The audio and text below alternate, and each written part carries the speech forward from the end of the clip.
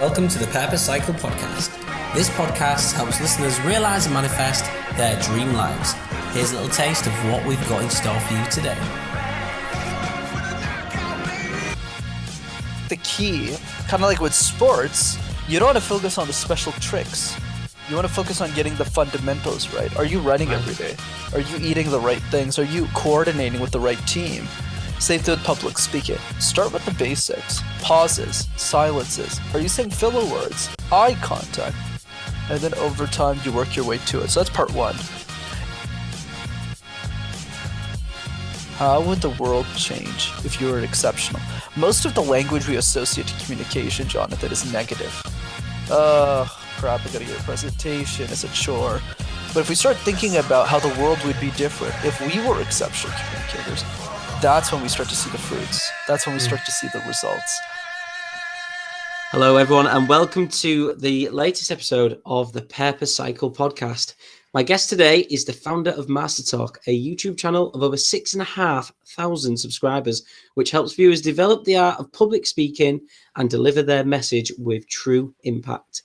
Ladies and gentlemen, please welcome my guest, Brendan from Master Talk. Brendan, how are you doing today? Very good, Jay. How about yourself, man?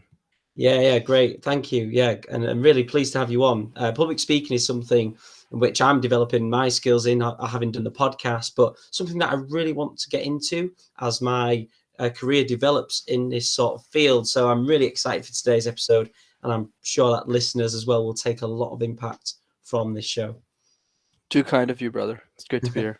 So what I'd like us to start with, basically, Brendan, is the introduction from your point of view. So your story, just a quick sort of run through of how you came to the career you're in now, really, for our listeners. Yeah, absolutely. So my journey started in university, Jay. I used to do these things called case competitions. And cases are essentially business competitions. It's like professional sports for nerds, right? So other guys my age were playing football or rugby or footy or some other thing that I wasn't really into. I applied that same competitive spirit, but to presentations. So for 3 years, I presented hundreds of times, coached dozens of people on their communication skills, so that by the time I graduated from university, I looked at myself and I said, wow, I got this great corporate job, but what do I do with my life now? How do I change the world? And that's when the idea for Master Talk came, because I realized a lot of the resources on communication aren't really good. You hear advice like, hey, Mr. Tucker, you should be yourself or get up on stage. And you're just there like, what am I supposed to do with this? So I started making YouTube videos, my mother's basement, one thing led to another, and the rest is history, man. Amazing. Incredible. The coaching then, did that start as your journey started as well? So did you find that coaching others helped you develop your own skills? Great question. You're absolutely right. So essentially what happened was I developed my own skills as a speaker. I just had an intuitive nature for it. And then over time, as new people entered this competition program, we didn't have an in-house communication coach. So I said, I should be that person. I should help the other students. So that way, when I started doing that and I started coaching people on their communication skills, I sucked at it at the beginning, but over time, I gained an expertise because I was doing it so many times that eventually I became an expert. Amazing. Fantastic. And I really like the way on your channel, the message is delivered really clearly. And I like how it opens up. A lot of the videos I've watched have opened up with quotes as well. And you really emphasize on storytelling as well. So what sort of experiences from your own personal story do you use when delivering your message? Yeah, for sure. For me, the key with storytelling that I always tell most people is don't spend time focusing on it at the beginning. What does storytelling even mean? Doesn't mean watching a Disney movie and taking notes. Doesn't mean watching some soap opera. You know what I mean? Like it's just it's not concrete. So I think the key, kind of like with sports, you don't want to focus on the special tricks. You want to focus on getting the fundamentals right. Are you running every day? Are you eating the right things? Are you coordinating with the right team? Same thing with public speaking. Start with the basics. Pauses, silences. Are you saying filler words? Eye contact. And then over time, you work your way to it. So that's part one, is understanding that storytelling shouldn't be the priority for beginners, which is most people who are listening. The other part of that is saying, okay, what are the stories that Brendan uses to encapsulate people, to get people excited about his ideas? And the way you need to think about this is there's no one cut solution. It's what's the idea and what's the best way of defending the idea. So I'll use myself as an example. My idea is I think anyone can master public speaking. So what's the best way to prove it? Well, there's many ways, but the one I found the most effective is my own story. I grew up in Montreal. I didn't know how to speak English. I didn't know how to speak French, which is a city where I need to know the language. So my parents sent me to French school so I can learn it. But I had Yeah. to present in a language I didn't know my whole life. Mm. So if I could do it, why can't you? So that's my story. But for everyone else, it's going to be different based on their ideas. Like, let's say your idea is something more academic. Maybe a personal story won't help as much. Yeah, right. Fascinating. And I want to take it right back to the beginning then for you. So in the purpose cycle, we talk about the aspiration phase being the beginning of the journey. And that's really where you get at it, an internal or external trigger, which that lights that spark for you. So did you see anybody prior to these competitions, obviously, that you entered? Did you see anybody on TV or listen to anybody and think, wow, they're amazing at speaking. I'd like to be just like them? Yeah, absolutely. There's definitely hundreds of speakers I can point a finger to, but I would say one in particular is probably Scott Harrison, who is the CEO of Charity Water. I just like what he's done with the charity and the org. Just thinking through the water crisis and the way that he storyboards and tells stories to raise money for his charity, and has always been fascinating to me. And a quote that I love by him that I love to share is, "The goal is not to live forever, but rather to create something that will." So when I heard that, I was like, wow, like that's amazing. And I just like Scott, but he's one of many people I admire in the speaking space that have influenced the way that I speak. Yeah, fantastic. And taking that in turn, obviously, we aspire to be like these people, or we see role models in which we try and formulate tiny habits from or tendencies from. Then we move into the realization phase, and that is the phase in which we realize that the task at hand maybe is a little bit more difficult than first anticipated, or it could be that you face a lot of challenges along the way, or even personal challenges that you have to overcome. Were there any challenges in which that or obstacles which I can probably imagine for public speaking mounts quite highly for maybe somebody who's quite shy initially? Did you have any challenges yourself in which you had to overcome before? Well, let's say mastering public speaking, because everybody's always learning, but getting to the level that you're at now. Yeah, absolutely. Lots of challenges, man. We could spend a whole show just talking about them, but I can give you a couple of highlights. Yeah. I'd say the biggest one is insecurity around my age. I started coaching senior level executives when I was 23, right? So I know Right. that sounds cool. Yeah, I know, like that's the response I get, but Mm. the reason I say that is because I'm literally coaching people who had worked at the company longer than I've been alive. So at the beginning, nobody took me seriously. I would Yeah. send my YouTube videos to university professors because I had this crazy idea. I was like, wow, if every university professor shared my YouTube videos, that's it. Like, we win. Like, everyone's going to Mm. master public speaking. And everyone told me to uh, PG, everyone told me to not Mm. send me emails anymore. So they weren't very kind to me. And, Right. and it really hit my ego. I mean, not my Mm. ego, but my way of trying to do something. It hurt Yeah. my Yeah. self-esteem, right? So I think for me, the big lesson I got out of all of that is you don't need everyone to win. You don't. You need, and Kevin Kelly explains this so well in his blog post, "A Thousand True Fans," where he argues that you need a small group of people that really believe in you, Mm. right? So my advice is always focus on the people that you seek to serve. If you focus on those people first, I think you'll always be successful. Even this podcast episode, Jonathan, is a great example of this. Let's say for every one podcast who reaches out to me or who says yes to me, there's another nine who go, I don't like this guy. He's like too young. What does he know about public speaking? Because they don't spend the time watching the YouTube videos. So Oh, there's, I, yeah. I know it sounds crazy now when you look at the YouTube channel today, but it's just the way. Even as of now, this recording, there's still a bunch of people who reject me, and that's okay. But what you need to realize is by focusing on those first thousand and really making their experience incredible with the ideas we have to share, you don't need anyone else. You'll win. That's such a powerful message for the realization phase, because in my diagram, I often flick back to the aspiration phase between the two, because a lot of people get to this point, realize that maybe not everybody will accept them, or realize that the challenge is more difficult than they first envisaged, and they just kick back and find something new. When actually, really, if you can push on and push through it and impress those small group of people that matter, then you can develop momentum and keep going. So that's such a powerful message, Brendan. Moving into that initiation phase then. So you talk about how you began and how you, I always tell my listeners, you know, it doesn't matter how good or how bad your first one is, just start. How did that first gig go for you? I mean, obviously you had the competitions, but, you know, talk about your first paid gig. You finally sent the videos out. How was that? How was the feelings around that? Yeah, definitely was a challenge. I think one in particular that's even more useful for the initiation phase was my first YouTube video. Yeah. I waited a month before I posted that video. I looked at it and I was so embarrassed because you know I was doing well, you know, in the speaker circuit. So when I looked at my YouTube video, I was like, this is not the quality that I deliver. Like I was just so embarrassed to post this. Like, this is not Yeah. Brendan quality work, right? So I was very embarrassed to do that, and I had a lot of insecurity around that. But back to your point, I think every big vision, to Jay Shetty's points also, starts with every small action. What is the small thing that you need to do to gain the momentum you need to get the success that you want?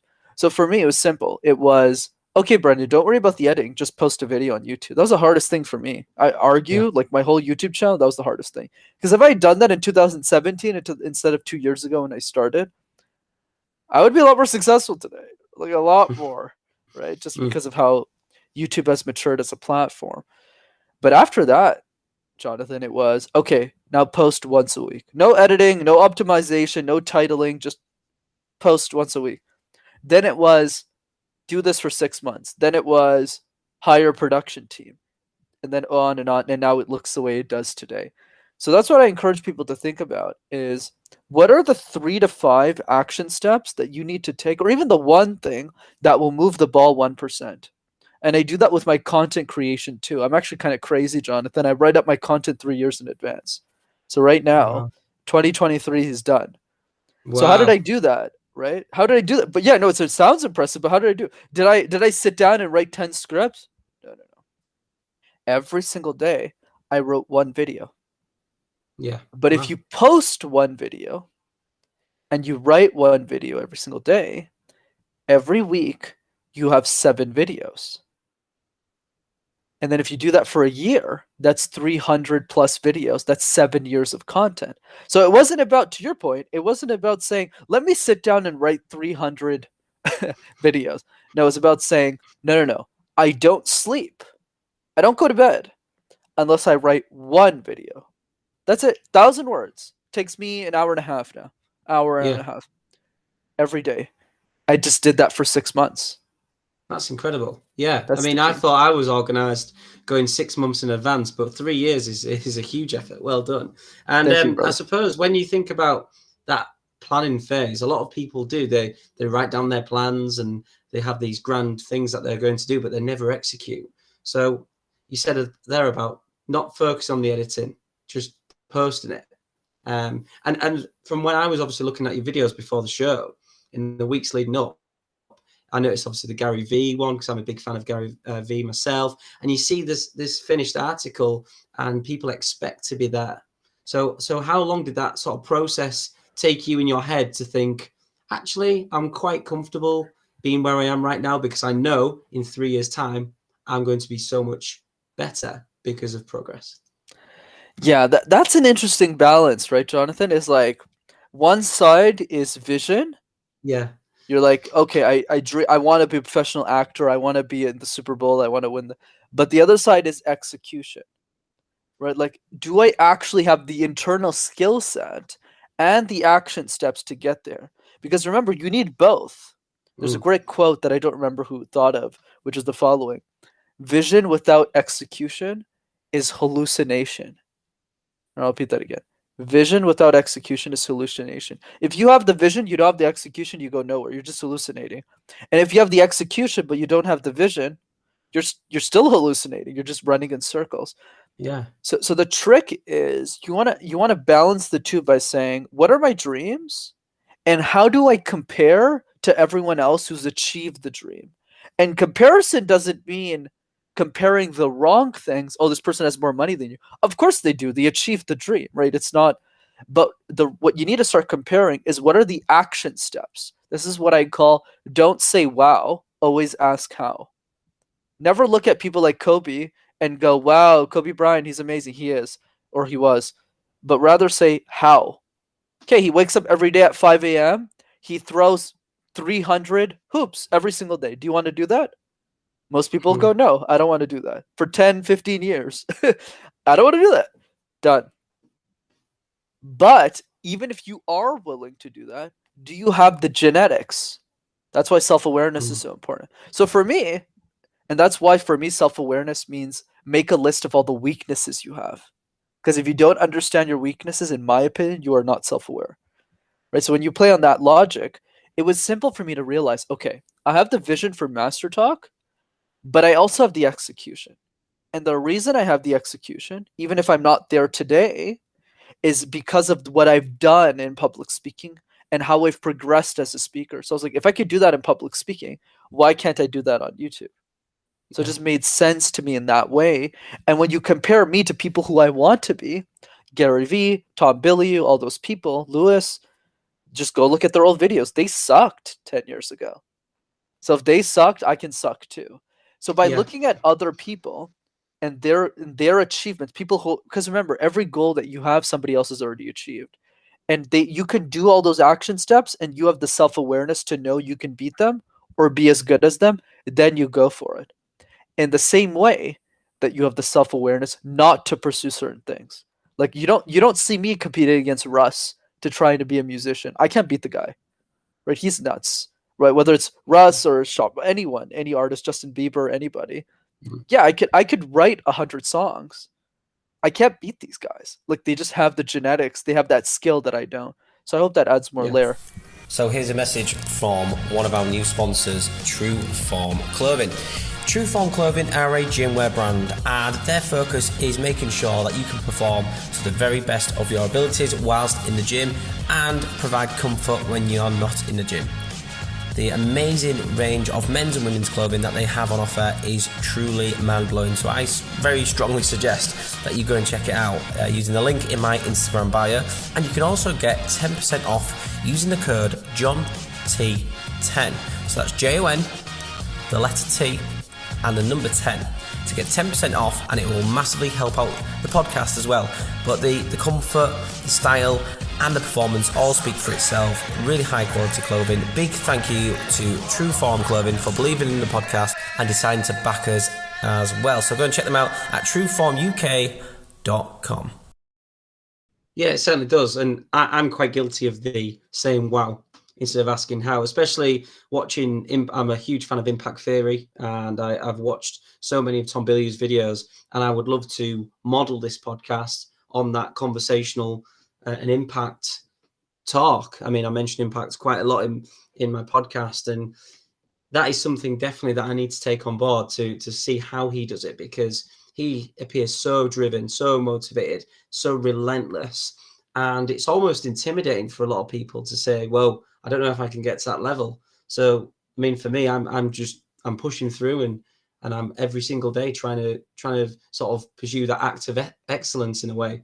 So for a lot of people who are feeling maybe intimidated looking at that end product, it's about executing, isn't it? And just starting. Absolutely, man. Like if there's any piece of advice I have, it's ask yourself a hard question about life every single day. I think that is the difference between people who are successful and not successful. And Tony says this so well. He says that the quality of your life is solely determined by the quality of the questions. And I will add that you dare to ask yourself. Questions like, what are you pretending not to know? That's a hard one, but here's an easy one that nobody thinks about. If you had all the money in the world, how would you spend your time? Like if you had 10 million in the bank tomorrow, what would you do? Would you still work your 9 to 5? Would you do something else? Nobody asks these questions, Jonathan. Yeah. And it's because they don't ask these questions that they have no clarity. And when you don't have clarity, you're just running in circles. So the only advice that really matters is if you ask yourself a hard question every single day, like the ones I mentioned, in 30 days you'll be a completely different human being. Yeah, definitely. And that one that you mentioned about the money, that's something that I've sort of journaled about a little bit in the recent months, because I was thinking, what would I do if I was, hugely successful with a large amount of money in the bank?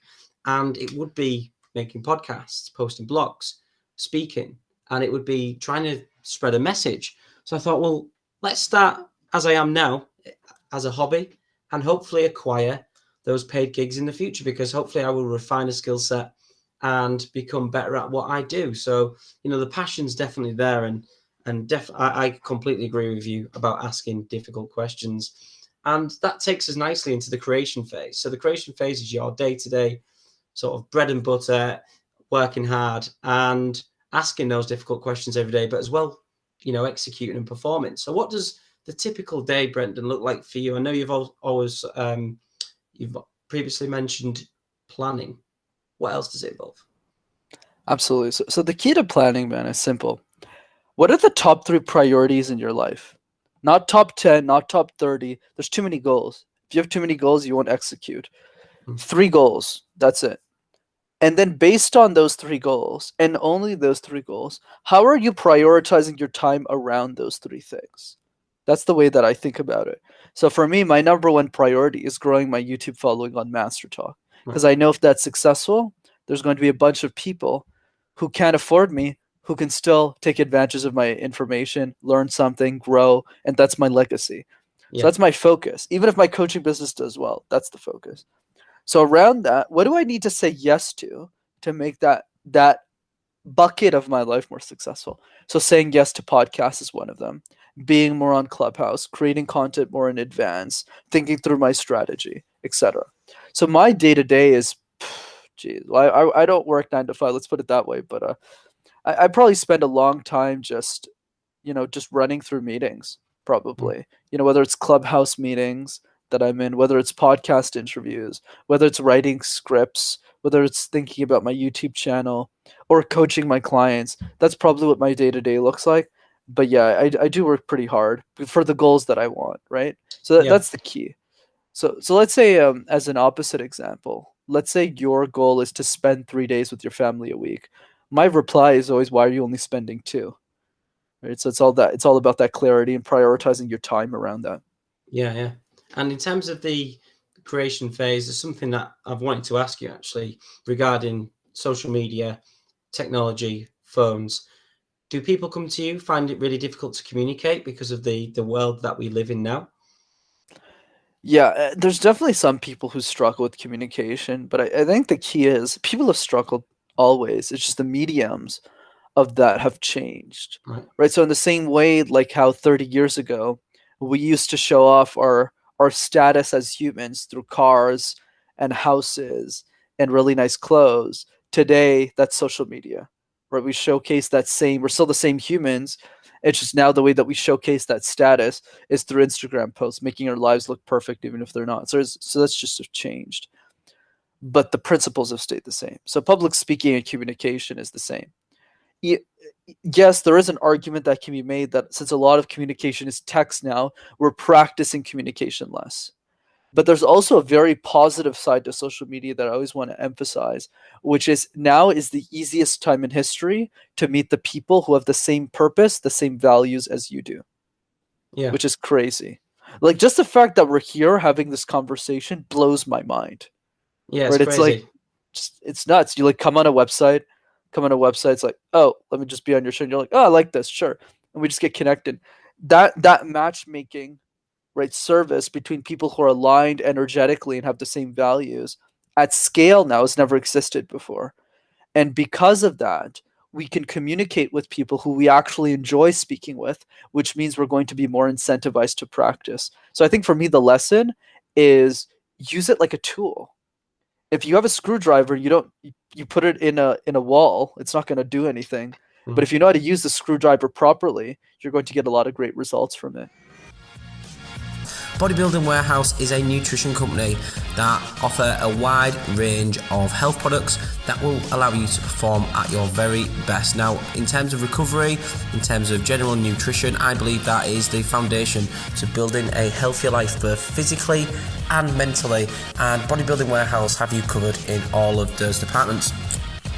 Anything in terms of weight loss, muscle building, improving your sleep, improving your hydration, or just making sure that you recover, Bodybuilding Warehouse have you covered. Now, Purpose Cycle podcast listeners can get 10% off with the code BWPurpose. That is BW Purpose. Use the link on my Instagram page to go and check it out, please. It will massively help out the podcast as well. And thank you once again to Bodybuilding Warehouse for sponsoring the episode. Yeah, great metaphor there, and I completely agree with you in terms of using it as a tool. And it wasn't really until the last couple of years where I've been sort of endlessly scrolling through my phone and thinking, well, actually, why don't I make the phone work for me and produce content, try to make a business? I mean, it's never been a better time. Especially with this, we're in a lockdown in the UK at the minute, so people can't leave their homes. They can start an online business, they can build content, they can plan like you've done. So I think it's a perfect tool to use if it's used correctly. So moving on to the final stage of the purpose cycle, then before we wrap up with a couple of questions, the fruition stage. So reaping the rewards of what you've previously sown. So are you starting to feel some of the benefits that you previously set for yourself? And how do these impact the foundations for a future purpose cycle in which you aspire to go on to bigger and better things? Yeah, I love it, man. I think for me, the biggest takeaway in this journey is when you do crazy things happen in a good way and a bad way. Yeah. Right. So for me, I started this YouTube channel, lots of, hate at the beginning. Oh, who's this kid? But now I have this cool coaching practice. Now I have access to people I never would have been able to talk to because I started going on podcasts, which is something I never would have done if I never started the YouTube channel. So I think for me, the fruition part of the equation has not really been the money. I think it's mostly been I just find it crazy that I wake up every day, I look at my analytics, I'm like, wow, people in Cambodia are watching my videos. So I think for me, it's just the impact at scale that's really been fun for me. Amazing, incredible. So we're going to finish with a couple of questions. And first of all, I'd like you just to, you've given so much advice already in this podcast, and listeners will be hugely inspired. If somebody had to take 3 things away on how to develop their public speaking, what 3 key things do you feel are the most important? I would say there's one big key to communication, right?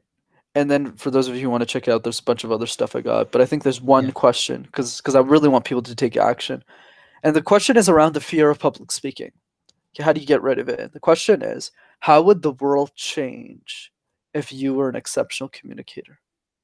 How would the world change if you were exceptional? Most of the language we associate to communication, Jonathan, is negative. Oh, crap, I gotta give a presentation. It's a chore. But if we start thinking about how the world would be different if we were exceptional communicators, that's when we start to see the fruits. That's when we start to see the results. So that's what I encourage people to reflect on. Incredible. So there's a couple of questions that we ask all of our guests on the Purpose Cycle podcast. What 3 values, if you had to narrow it down to 3, do you stand by more than anything? I would say if insanity was a value, that's probably one. Like I think uniqueness, being different, being weird, being quirky, that's the gift because that's who you are. So I'm very big on that. The second one is probably impact in the sense of I don't do anything unless it impacts 99% of the population. Like if it's just enriching people, it's not my thing, right? So I think impact more specifically on the wider scheme of things is 3. Okay. And the third one is probably excellence. Someone who's very competitive. If I do something, I want to make sure it's world class or I don't do it. So I'm pretty intense in that way. So excellence is probably the third one. Amazing. Okay. And how can listeners make the next 12 months their best yet? Ask yourself a hard question about life every single day. Sit down. Don't just listen to podcasts. I know it's great. I'm a guest. You're taking notes. That's awesome. I'll be the first to tell you. I listen to a bunch of shows and I take action almost none of them. Right, so you want to sit down, spend 15 minutes a day reflecting on a question that you haven't yet answered. If you had all the money in the world, how would you spend your time? If you died tomorrow, what would your funeral speech say about you? Right? And more importantly, if you were gone, would we miss you? And if so, why? Those are the questions that lead to insights, and it's those insights that lead to progress. And if we progress just a bit more every day, I think those incremental improvements will really help people in life. Amazing. Incredible answer there. And finally, Brendan, where can listeners find you and your content? Absolutely, man. Easiest place is definitely the YouTube channel. Just type Master Talk in one word, and you'll find me right there. And if you have any questions, all my social medias are there too. Brendan, it's been a hugely impactful 30 minutes with you. I'm hoping in future seasons of the Purpose Cycle podcast we can welcome you back and catch up. But thank you so much for appearing on the show. And guys, definitely go and check out the Master Talk YouTube channel. Some amazing videos on there. Thank you, Brendan. Thanks, man. Watch me not stop though.